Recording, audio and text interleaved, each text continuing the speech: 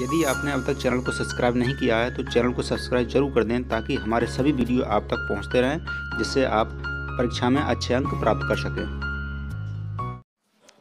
आइए बच्चों, आज हम देखते हैं अध्याय 8 के बहुविकल्पीय प्रश्न, जिसका नाम है जीव जनन कैसे करते हैं।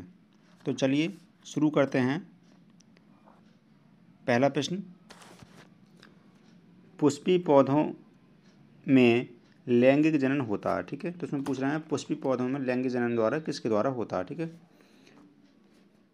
ऑप्शन ए है पत्तियों द्वारा, ऑप्शन बी है फूलों द्वारा, ऑप्शन सी है तना द्वारा, ऑप्शन डी है कोई नहीं। ठीक है, तो पुष्पी पौधों में जो है, पुष्पी पादपों में लैंगिक जनन जो होता है वो किसके द्वारा होता है, फूलों के द्वारा होता है। तो इसका ऑप्शन बी जो है वो सही हो जाएगा कि पुष्पी पादपों में लैंगिक जनन फूलों द्वारा होता है। ठीक है, आइए अब देखते हैं प्रश्न नंबर 2।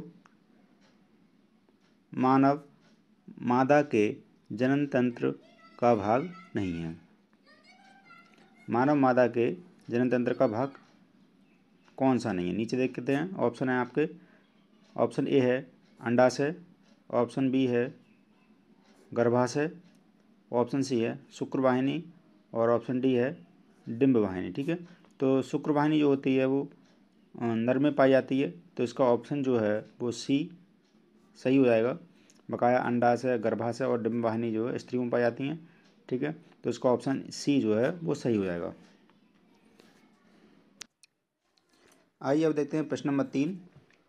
नरयुग्मक एवं मादा युग्मक के संलयन को कहते हैं। ठीक है, ऑप्शन ए है किण्वन, ऑप्शन बी है बौनापन, ऑप्शन सी है युग्मन और ऑप्शन डी है उपरोक्त में से कोई नहीं। ठीक है, तो यहाँ नरयुग्मक एवं मादा युग्मक के संलयन को क्या कहा जाता है ये पूछा जा रहा है। ठीक है, तो इसका जो ऑप्शन सी है वो सही है कि नरयुग्मक एवं मादा युग्मक के संलयन को युग्मन कहा जाता है। ठीक है, आइए अब देखते हैं प्रश्न नंबर 4। मुकुलन द्वारा प्रजनन किसमें होता है। ठीक है, ऑप्शन ए है अमीबा, ऑप्शन बी है ईस्ट, ऑप्शन सी है मलेरिया, ऑप्शन डी है पैरामीशियम। ऑप्शन जो सी है वो मलेरिया परजीवी होगा। तो मुकुलन द्वारा प्रजनन जो है वो ईस्ट में होता है। ठीक है, तो यहाँ ऑप्शन बी सही हो जाएगा। ठीक है, आइए देखते हैं प्रश्न नंबर 5। फूलों में नर प्रजनन अंग होता है। ठीक है, फूलों में नर प्रजनन अंग होता है। ऑप्शन ए है पुंकेसर, ऑप्शन बी है अंडप, ऑप्शन सी है वर्तिकाग्र, ऑप्शन डी है वर्तिका। तो आपको पता होगा कि फूलों में जो नर प्रजनन अंग होता है वो पुंकेसर कहलाता है। तो यहाँ ऑप्शन ए जो है वो सही हो जाएगा। ठीक है, आइए प्रश्न नंबर 6 देखते हैं। विखंडन द्वारा जनन होता है। तो यहाँ पूछ रहे हैं विखंडन द्वारा जनन किस में होता है। ठीक है, ऑप्शन ए है अमीबा में, ऑप्शन बी है ईस्ट में, ऑप्शन सी है हाइड्रा में और ऑप्शन डी है उपरोक्त में से कोई नहीं। तो आप अच्छी तरह जानते हैं कि विखंडन द्वारा जो जनन होता है वो अमीबा में होता है, तो इसलिए ऑप्शन ए सही हो जाएगा। आइए अब देखते हैं प्रश्न नंबर 7। ब्रायोफाइलम के कौन से भाग में कायिक प्रवर्धन होता है। ठीक है, ऑप्शन ए है पत्तियाँ, ऑप्शन बी है जड़, ऑप्शन सी है तना, ऑप्शन डी है फूल। ठीक है, तो इसका ऑप्शन ए सही है कि ब्रायोफाइलम के जो पौधा होता है उसके पत्तियों द्वारा कायिक प्रवर्धन होता है। ठीक है, आइए अब देखते हैं प्रश्न नंबर 8। निम्न में से कौन मानव में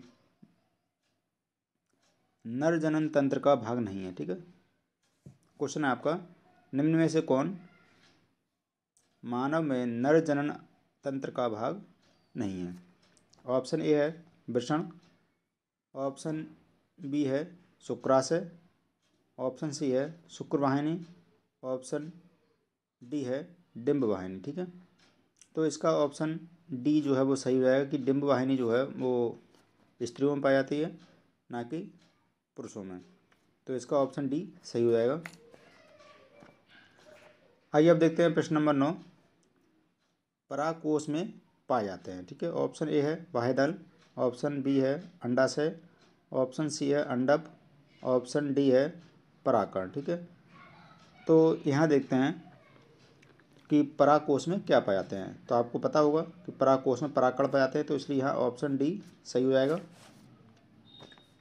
आइए अब देखते हैं प्रश्न नंबर 10। फूल का कौन सा भाग फल में बदलता है, ठीक है। ऑप्शन ए है पुंकेसर, ऑप्शन बी है स्त्रीकेसर, ऑप्शन सी है अंडाशय, ऑप्शन डी है बीज। तो इसका ऑप्शन जो है वो सी सही होगा कि फूल का जो अंडाशय वाला भाग होता है वो फल में बदलता है। आइए अब देखते हैं प्रश्न नंबर 11। पुंकेसर के अग्रभाग को क्या कहते हैं। ऑप्शन ए है वर्तिका, ऑप्शन बी है परागकोश, ऑप्शन सी है वर्तिकान, ऑप्शन डी है परागनली।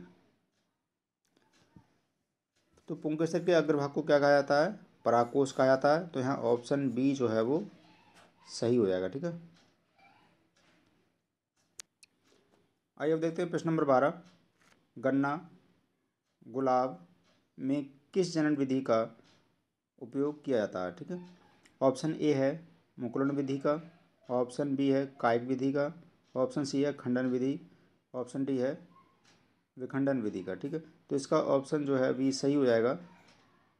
गन्ना तथा गुलाब की खेती में जो प्रयोग किया जाता है वो कायिक विधि का प्रयोग किया जाता है, ठीक है। आइए अब देखते हैं प्रश्न नंबर 13। पुंकेसर पुष्प का कौन सा जननांग है, ठीक है।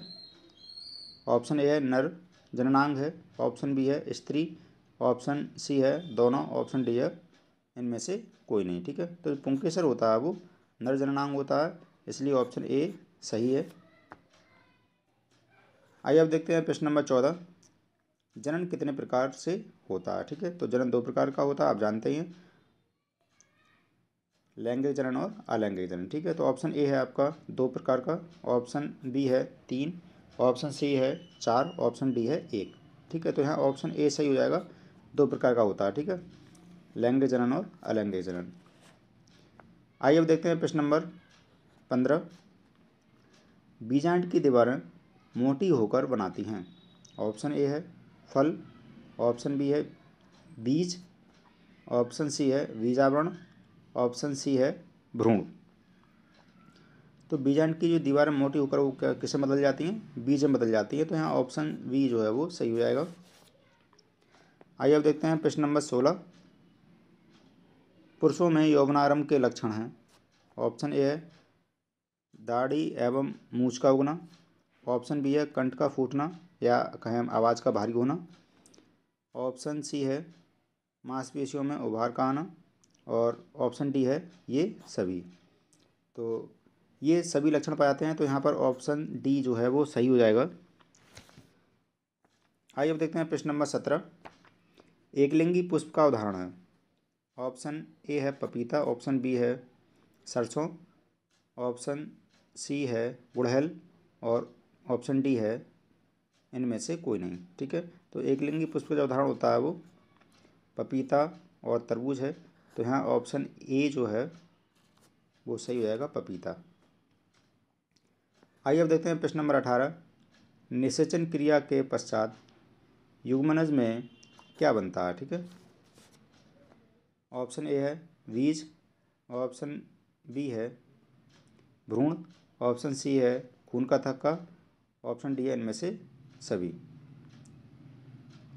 तो युग्मनज के पश्चात क्या बनता है, भ्रूण बनता है। तो यहाँ ऑप्शन बी जो है वो सही हो जाएगा। आइए अब देखते हैं प्रश्न नंबर 19। स्त्रियों में अंडाशय की संख्या कितनी होती है, ठीक है। ऑप्शन ए है 1, ऑप्शन बी है 2, ऑप्शन सी है 3, ऑप्शन डी है 4। तो स्त्रियों में अंडाशय की संख्या जो होती है वो 2 होती है। तो ऑप्शन बी जो आपका सही हो जाएगा। आइए अब देखते हैं प्रश्न नंबर 20। वृषण में बने शुक्राणु संचित होते हैं, ठीक है। तो वृषण में शुक्राणु बनते हैं वो कहाँ संचित होते हैं? ऑप्शन ए है शुक्राशय में, ऑप्शन बी है अधिवृषण में, ऑप्शन सी है शुक्रवाहिनी में, ऑप्शन डी है मूत्र मार्ग में। तो इसका ऑप्शन ए जो है वो सही हो जाएगा। वृषण बने शुक्राणु शुक्राशय में संचित रहते हैं, ठीक है। तो इस प्रकार हमने देखे अध्याय 8 से संबंधित 20 अति महत्वपूर्ण बहुविकल्पी प्रश्न। इनको आप अच्छे से याद कर लेना ताकि आपको जो है अच्छे अंक प्राप्त हो सके।